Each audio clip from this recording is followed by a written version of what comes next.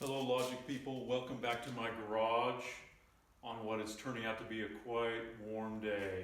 We'll see. Predicate logic, let's get back to that. We've learned two rules so far. Universal instantiation, where you go for a universal quantification to an instance of it to a claim about an individual. Existential generalization, you go from a specific statement, a claim about an individual, to a generalization, something is. Okay, the rule we're going to look at right now is existential instantiation.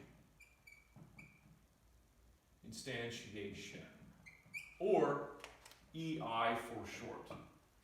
Now, your textbook does universal generalization before it does this one. I like to do this one first. It's a little easier to explain, I think. Okay, these two rules here had no restrictions, so I call them easy rules. The next two rules we're going to learn, starting with EI, are not so easy. There are some restrictions. So let me explain. Okay, first of all, I'm going to give you a little English language argument. In English, take this. 1. Something has big ears. Okay, take that as a premise. Therefore, Mickey Mouse has big ears. So look at this little inference right here. This, you call it an immediate inference. Is it valid?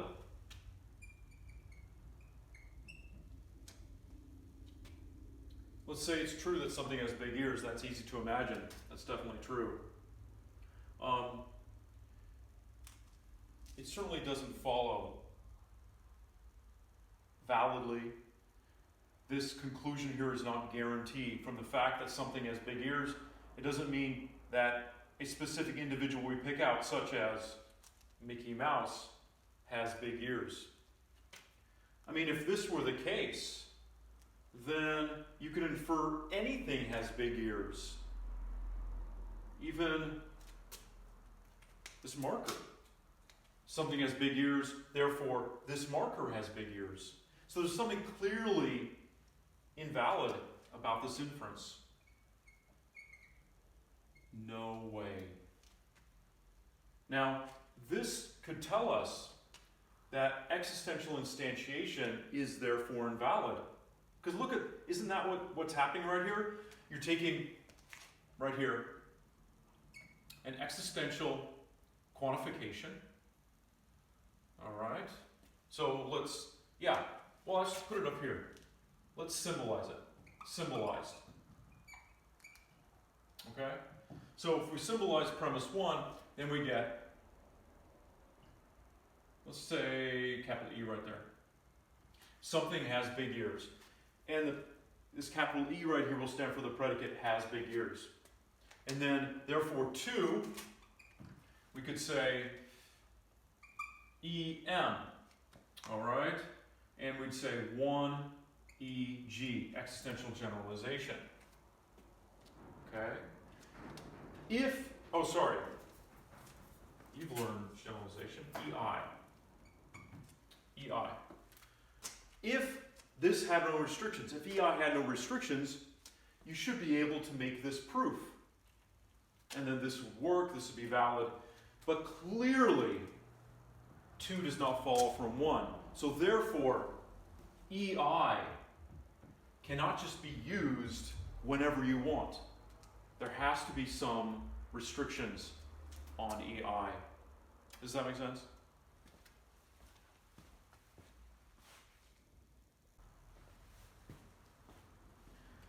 To use EI properly. Two conditions must be met. Two conditions must be met. A, the introduced constant, or I guess you could say name. See right there? M, Mickey Mouse. The introduced constant or name must be new to the proof.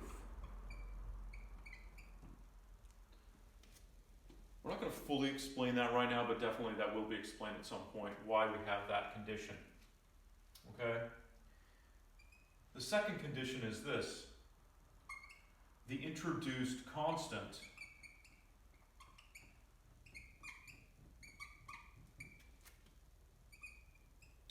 must not occur in the conclusion. Must not occur in the conclusion. Okay, so these two conditions have to be met in order to use EI properly. The Mickey Mouse proof we have above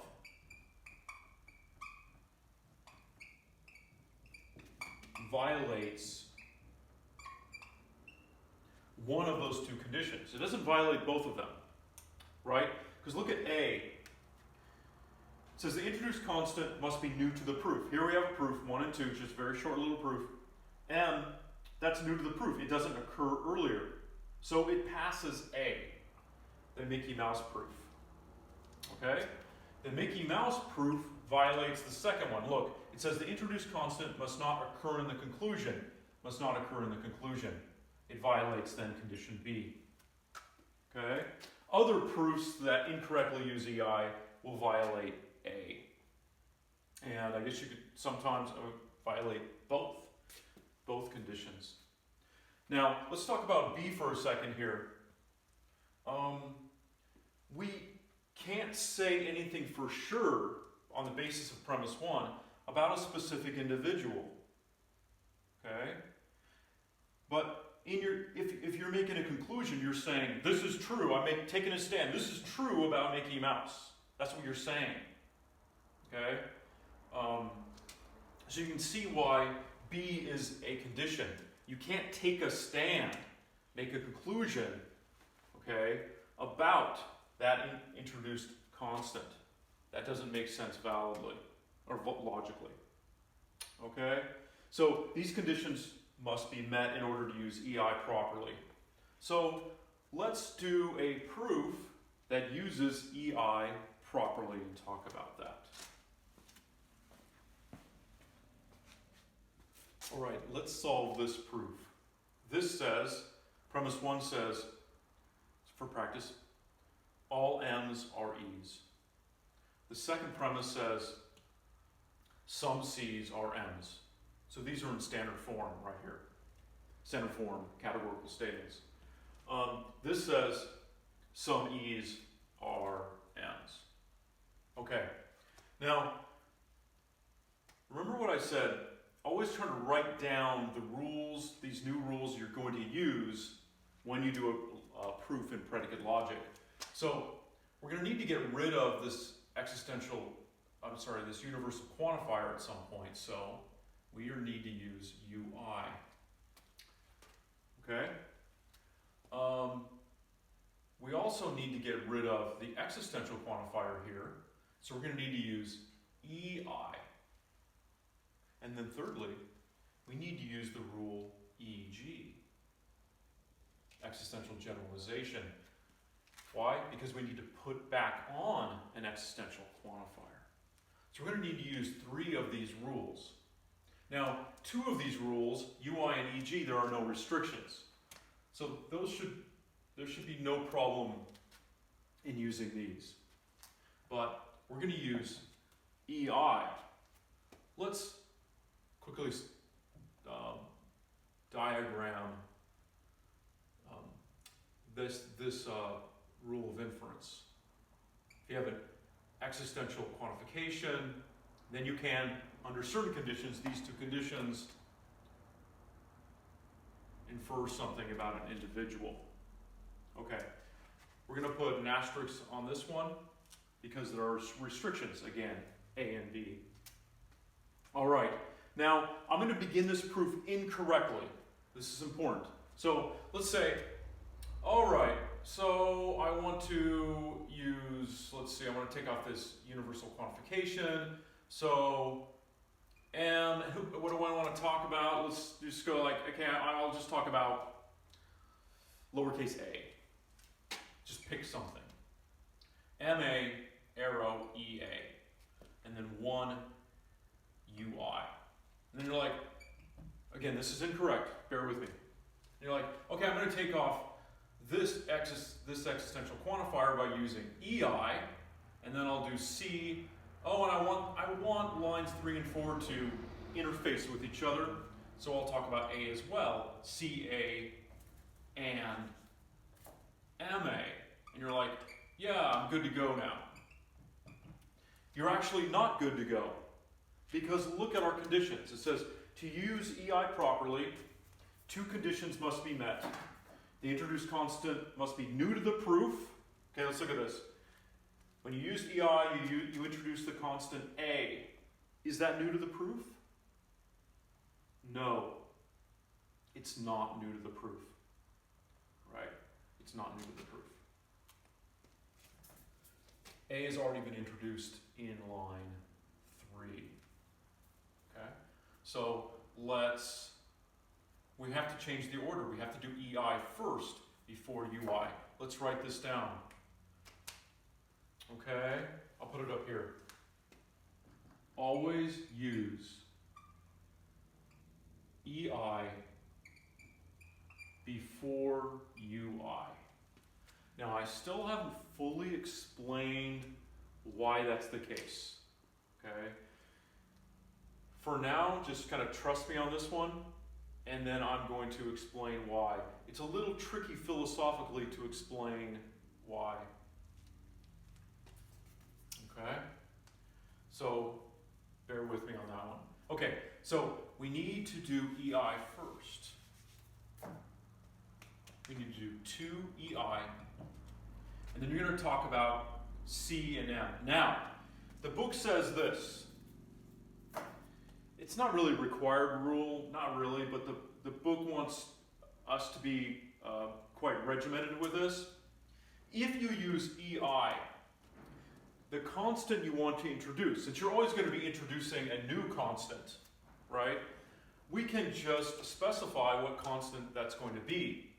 What the book says is this: if you introduce a constant for the purposes of EI, use lowercase I to do that. So what you're going to get is CI and MI. Okay? So put it over here. When using EI, use the constant or name lowercase I. CI and MI. Because we're restricted when we use EI, but there are no restrictions when we use UI. So who cares if we talk about I? UI can easily talk about this lowercase I as well. So now, line 4, we can say MI, arrow, EI. So it's 1 UI. All right.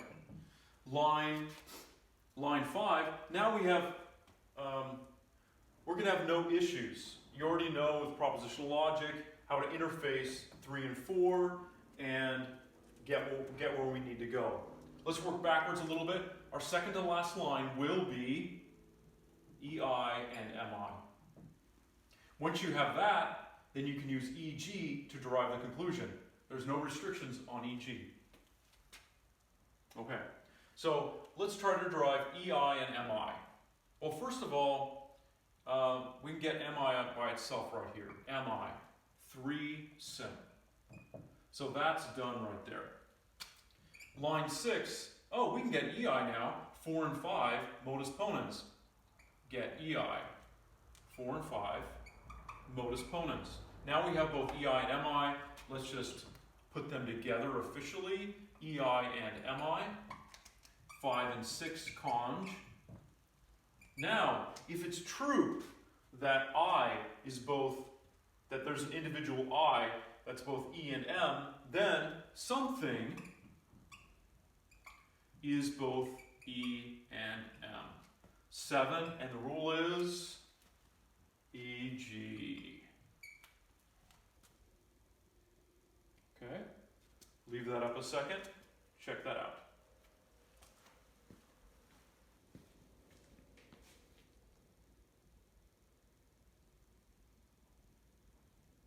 Okay, let's answer a question that I promised I'd answer. Why does the introduced constant in EI need to be both new to the proof and also not occur in the conclusion? Remember, those are the two conditions in order to use EI properly. Well, the short answer is this.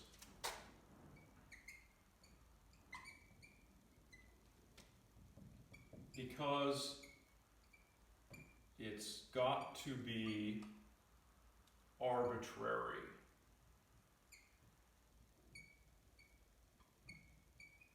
Oh, I've run out of room. It's got to be arbitrary. I'm going to explain this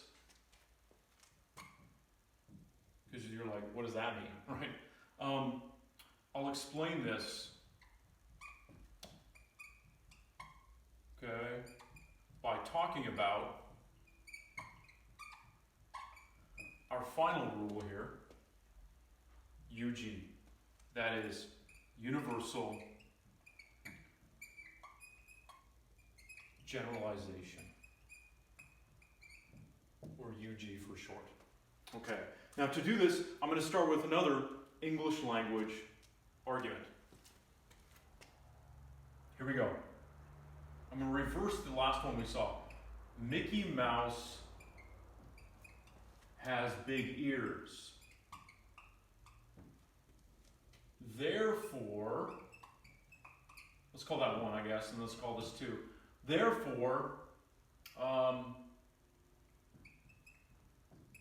everything has big ears. And let's symbolize this little inference here. 1, EM, and then line 2, right, for all X, X has big ears. And if we were allowed to use a rule, it would, in this case, clearly be UG. That would be UG. So right over here, we could say UG would start like, right, you have the specific claim, and then we infer a universal quantification or claim on the basis of that. But we go to this argument here. This is clearly invalid, isn't it? There is no way you could go from a claim that Mickey Mouse has big ears to everything has big ears. There's no way that that is valid. So how do you ever make UG valid? Well, the idea is this, is that the individual you universalize over, or the constant that you universalize over, the individual constant, or name, that you universalize over, that's what I'm doing right here. I'm universalizing from just a claim about one individual. That you universalize over must be, put it this way, an arbitrary individual. An arbitrary individual.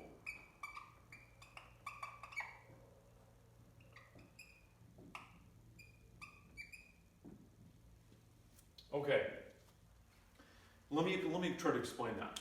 In other words, it shouldn't matter what individual you pick. If you truly pick an individual, a thing, arbitrarily, randomly, and it has a property, then you can infer that everything has that property. Okay? Do you get that? So imagine, so what we're having, in a way you're imagining, you have the universe, and you close your eyes, so to speak, and you pick an object in the universe randomly. Just like whatever it is. That one random, arbitrarily, I don't care what it is, give it to me. Just whatever I grab, and it has a certain property. Okay? Like, it exists. Okay, this is an easy one. Pick something, it exists, right? So then, if it didn't matter which one you picked, right? If it didn't matter, truly, and it had its existence, then everything has existence. Well, if you pick an object arbitrarily, like close your eyes, pick it, it doesn't matter where you pick it, how you picked it, that kind of thing, and it's like, oh, it has big ears, then I guess everything has big ears. Didn't matter which one you picked. What do you think? Let me give another example. Okay. Say you're bobbing for apples. You ever done this, like in a barrel, right? There's water, usually it's cold, and there's all these apples inside. I don't have a red marker. These are orange apples. This is looking like a pumpkin now, right? You go bobbing for apples, which means you put your head under the water, and your eyes are closed, your mouth opens, and you just kind of like try to bite into an object in there. Okay? No matter what object you pick, right, it's going to be an apple. Just pick it arbitrarily, pick it randomly, it's still going to be an apple. I'm not sure if that helps. Okay? But that's the idea. If you can pick an object from, you can say whatever universe of discourse is, in this here we just have a barrel, that's the universe of discourse, so to speak. My other examples, when I talked about just picking an object and it has the property of existence, universe of discourse would be everything, right? Mickey Mouse, I don't know what the universe of discourse would be, but if you just pick anything, some cartoon character, pick something from that discourse, from that universe of discourse, arbitrarily, randomly, it has a property. We can infer that everything has that property. These two conditions right here ensure that the individual picked is arbitrary. It's meant to kind of guarantee this arbitrariness. Because, let me explain, if it's not new to the proof and you pick it, then you're picking it for a reason. It's not truly arbitrary. If Mickey Mouse is already talked about, and then you refer to Mickey Mouse, well, that can't be arbitrary. There's a reason you're picking Mickey Mouse. Must not occur in the conclusion. You can't say anything concrete about that individual. Again, it's an arbitrary individual. You don't want to take a stand on, we know something about,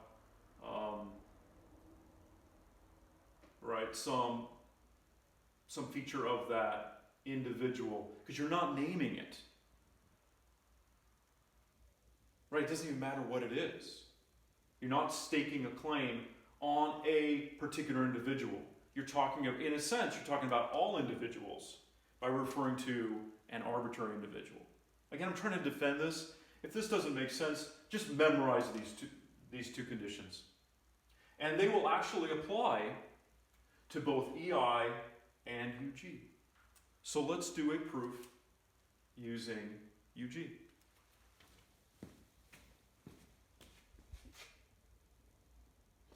Let's look at this argument from the textbook. This actually comes from John Stuart Mill. It's on page 263 if you want to look at that. Okay, formalize, symbolize it, it looks like this. All R's are G's, premise 2, no I's are g's. Therefore, no i's are r's. Okay, let's talk about the rules that we're going to need to use. We're going to need to use ui. Why? Because we need to eliminate or take off a quantifier. All right? But we'll need to put back on the universal quantifier in order to get our conclusion. So we're going to need to use UG. Now with UI, there are no restrictions. With UI, there are no restrictions right here. But UG, there are restrictions. We've talked about them already. Similar restrictions to what we have in EI. Okay. The employment of it is a tiny bit different, only in one regard, as I'll explain. Okay. Now with UI, you can introduce any constant you want, right? You could talk about A, B, C, D, E, F, G, right? Has these properties in relation to these predicates here. But in anticipation of UG, we need to use an arbitrary individual, an arbitrary constant. Now, remember, we designated the arbitrary individual when you're using EI. We called it little I. What the book does here is when you're planning to use UG, okay, you need to use the arbitrary individual name little u. Little u. So, let me write down what you would do. That means when you're using UI in order to get to UG eventually, the name you're going to use should be little u. What that tells the reader is that we've reserved this name for arbitrary individuals. So you're not talking about Ulysses here. You're not talking about a specific individual, you're talking about an arbitrary individual. So if an arbitrary individual has R, then it has G. That's what you're saying in line 3. And you're right, 1 UI. Line 4, let's keep talking about little u here, lowercase u. IU arrow not GU. 2 UI. Remember, this is in anticipation of using UG. Okay? Because UG, like EI, requires the constant to be arbitrary. Requires it to be new to the proof. Here it is, new to the proof. Also requires it not to be in the conclusion. It's not going to be in the conclusion, is it? But it will be in the second to last line. The second to last line will be IU arrow not RU. Okay. So this is our second to last line. Now that's our target here. IU arrow not RU. Okay. Well, given 3 and 4 right here, let's interface these two and see what we can do. We want, IU arrow not RU. One way to do that, actually, it might be, in this case, might be really the easiest way, is to use transposition on line 3. So you're going to get not GU, arrow, not RU. That's 3 TR. Now you can see with 4 and 5, if circle arrow square, square arrow triangle, you can use hypothetical syllogism to derive circle arrow triangle, which is IU arrow not RU, 4 and 5, HS. Look, we have the penultimate or second to last line. Now, given that an arbitrary individual, if I then not R, has this property here, this is true of an arbitrary individual, truly arbitrary, right? We've kind of made it that way. Then we can say that everything has this property.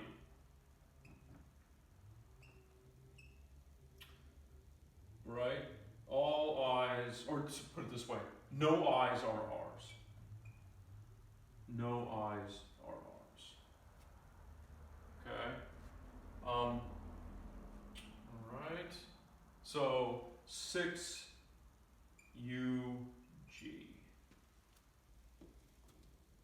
So we've learned 4 new rules of inference for predicate logic. And I've only given a couple of examples. You need to try to do as many exercises as you can from the text. You'll see that a number of patterns emerge, so you don't have to do that many to get a very good idea of how to do these proofs. We haven't done any very complex proofs with these. I do want to say you can use, we haven't done it with these kinds of proofs yet, but you can use CP, you can use RA. But I'm going to reserve that for a later video.